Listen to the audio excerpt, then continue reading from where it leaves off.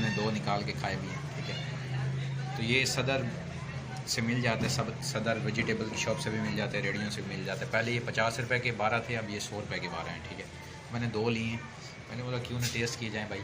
मैंने टेस्ट किया, माशाल्लाह से अच्छा बेहतरीन टेस्ट है। मैं अभी आपको इसको और मज़ीद खा के दिखाता हूँ और छील के दिखाता हूँ कि ये कैसा है। तो चलें, मैं पहले इसको छीलता हूँ, दिखाता हूँ। ये कुछ इस तरह से शेप है इनकी, ये इस तरह उगते हैं। कमल लोटस का फूल, यानी कि आप कमल का फूल भी कह सकते हैं। ये बीज हैं बेसिकली, ठीक है। फ्रूट भी कह सकते हैं, बीज भी हैं, ठीक है।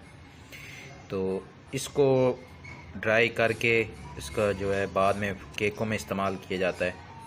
तो मैं आपको अभी वीडियो के अंदर ही खोल के दिखा देता हूँ भाई किस तरह बीज निकलते हैं, फिर किस तरह उसको, ये देखिए फ्रेंड्स, मैं आपको बीज निकाल के दिखा रहा हूँ। एक हाथ से वीडियो बनाना थोड़ा मुश्किल है, पर लाइव वीडियो, लाइव प्रूफ